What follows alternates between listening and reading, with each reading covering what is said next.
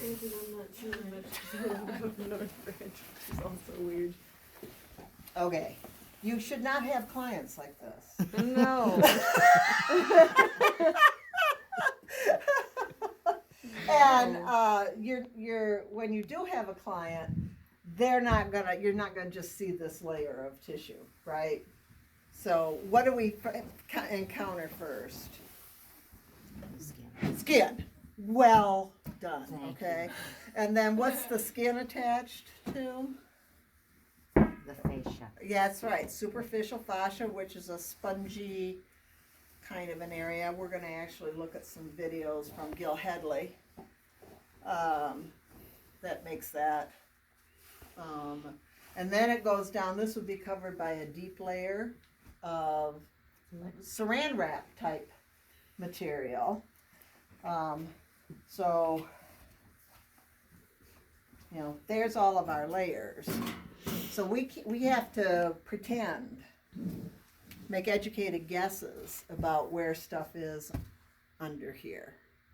And depending on how bulky the tissue is or how much fat is embedded into the superficial fascia, this can be very thick right through here. So when we do our massage now, the assessment, you've got to go down through all of the layers. So who remembers what our first assessment looks? What is this? Gliding.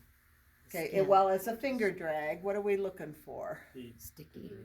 There we go. Hot, cold. Okay, wet, dry. If it's sticky, that would catch our attention.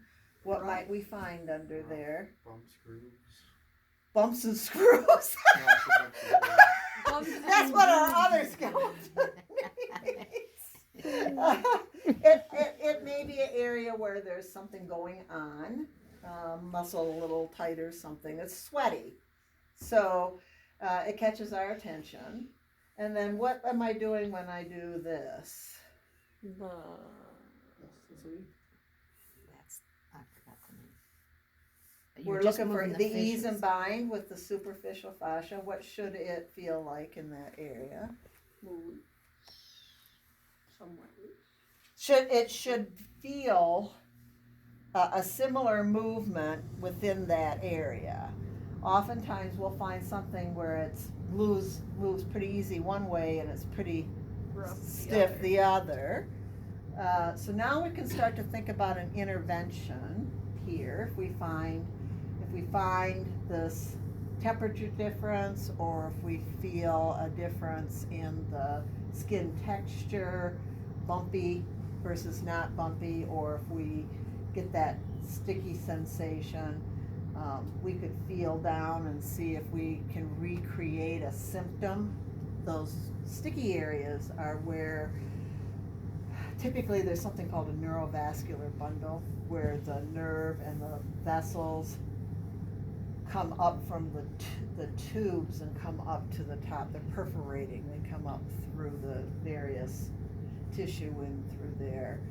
Maybe it's the trigger point. We don't know what those are for sure. Acupuncture points are located in a similar area. So there's still a lot of controversy about that, but we can still use it. We can use it to guide where we're going to apply some pressure to see if we can create a symptom that's familiar. You press on anything hard enough, it's going to hurt. It has to be familiar. With this, we're looking for the sliding of the superficial fascia on the deep fascia. So let's say that I do a kind of a circle in through there and it feels like it's harder to move that way. What would I do for an initial little intervention? Massage it. Very good. So I find the way that it wants to go. I don't know if you were here for this class. No. Were ya? Blake and Drake. Blake. So you take it the way it wants to go, which is ease. This is an indirect method, and you kind of hold it there. And then what do you do? take it where it doesn't want to go to where it starts to give you resistance and hold it there. And then what do? Then you rotate it back. So lots of times you can just kind of make very deliberate circle in the area with it. So then you would reassess, and then if it didn't improve, what would be another intervention we might be able to do? Kneading it. Is our kneading on the muscle, or is it more on this tissue here?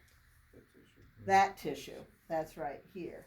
So we can do some stuff that might lift that tissue or roll that tissue specifically.